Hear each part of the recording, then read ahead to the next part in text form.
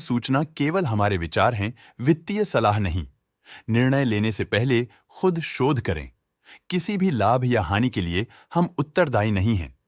आज हम देख रहे हैं कॉस्मो फर्स्ट लिमिटेड के 2024-25 Q3 की consolidated financial performance. Starting with the sales, पिछले क्वार्टर से सेल्स में -8% का डिक्रीज हुआ है, मगर कंपनी ने पिछले साल के मुकाबले 12% का सेल्स इंक्रीज रिपोर्ट किया। Expenses -5% quarter on quarter decrease हो गए हैं, जो साल भर के 9.5% के राइज के साथ अलाइन करता है। एक्सपेंसेस में डिक्रीज अच्छा है, लेकिन सेल्स में डिक्रीज निराशा की बात है। ऑपरेटिंग प्रॉफिट, जो पिछले साल के कंपैरिजन में 48.5% अप हुआ है, quarter on quarter around -28% decrease हुआ है। Operating profit margin OPM annual basis पे 2% से इंक्रीज हुआ है और पिछले क्वार्टर के कंपैरिजन में -2.5% से डिक्रीज हुआ है। एक्सेप्शनल आइटम्स को ऐड करके अदर इनकम पिछले क्वार्टर के कंपैरिजन में 17.5% बढ़ गई, बावजूद इसकी ईयरली ग्रोथ 68% हुई है। इंटरेस्ट एक्सपेंसेस पिछले क्वार्टर से -2.5% डाउन हुआ, लेकिन ईयर ओवर ईयर इंक्रीज 7.5% हुआ है। डिप्रिशिएशन कॉस्ट में 2.5% का क्लाइम देखने को मिला और ईयरली बेसिस पे 9% का इंक्रीज देखा गया। प्रॉफिट बिफोर टैक्स एनुअली लगभग 2.5 गुना बढ़ा, लेकिन प्रीसीडिंग क्वार्टर से -36.5% डिक्रीज हुआ है। इस साल कंपनी ने 10% टैक्स पे किया और क्वार्टरली कंपनी ने 19% टैक्स पे किया है। नेट प्रॉफिट ने ईयर ऑन ईयर लगभग 1.5 गुना का इंक्रीज दिखाया, लेकिन लास्ट क्वार्टर से -35.5% का कंट्रैक्शन हुआ है। इस क्वार्टर के दौरान कंपनी का परफॉर्मेंस इतना अच्छा नहीं रहा। नेगेटिव नेट प्रॉफिट लॉसेस को इंडिकेट करता है। वहीं अगर एनुअल एनालिसिस की बात करें तो इस साल कंपनी का परफॉर्मेंस काफी अच्छा था। अर्निंग्स पर शेयर EPS में साल भर में अप्रॉक्स 2.5 गुना का इजाफा देखा गया, जो कंपनी की शानदार परफॉर्मेंस को दिखाता है, लेकिन क्वार्टरली में 35.5% की गिरावट भी नजर आई। इस क्वार्टर में कंपनी का EPS इतना अच्छा नहीं रहा। नेगेटिव प्रॉफिट कमजोर एफिशिएंसी को दिखाता है। कॉस्मो फर्स्ट लिमिटेड के फाइनेंशियल स्नैपशॉट को रिव्यू करते हुए कुछ मुख्य ट्रेंड्स सामने आए हैं, जो कंपनी की परफॉर्मेंस पे रोशनी डालते हैं।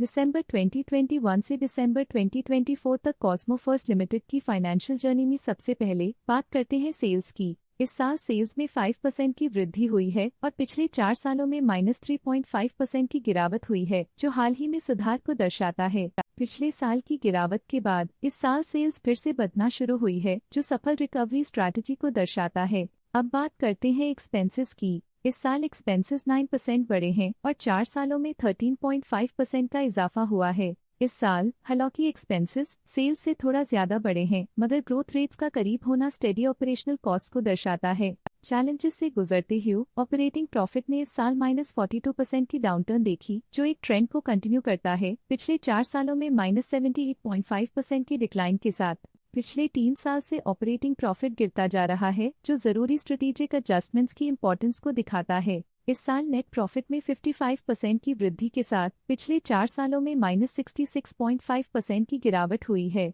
लगातार 2 सालों तक प्रॉफिट में कमी के बाद इस साल नेट प्रॉफिट में हुए इजाफ ने एक टर्नअराउंड का संकेत दिया है, जो स्ट्रेटेजिक रीअलाइनमेंट्स का असर हो सकता है। इस साल EPS में 56% की वृद्धि हुई, हालांकि पिछले 4 सालों में -77% की गिरावट देखी गई है। लगातार 2 साल की गिरावट के बाद इस साल EPS में वृद्धि प्रॉफिटेबिलिटी में रिकवरी के शुरुआती साइंस देती है। चलिए अब बात करते हैं शेयर होल्डिंग पैटर्न की। कॉस्मो फर्स्ट की शेयर होल्डिंग रिपोर्ट्स कुछ इस प्रकार की हैं, जो दिसंबर 2024 के 31 तक चलता है। ये रिपोर्ट कंपनी के शेयर्स की डिटेल्ड जानकारी देता है, जिसमें promoters, promoter groups, foreign investors, public investors और सरकारी एंटिटीज शामिल हैं। प्रमोटर्स शेयर होल्डिंग 2024 के सितंबर में 45.04% से 2024 के दिसंबर में 40.98% तक डिक्रीज हो गया। ये डिक्रीज दिखाता है कि इस टाइम पीरियड में कंपनी पे प्रमोटर्स का कंट्रोल कमजोर हुआ है। पब्लिक द्वारा हेल्ड शेयर्स का परसेंटेज 50.49% से इंक्रीज होकर 2024 के दिसंबर में 53.33% तक का इंक्रीज से देखा गया।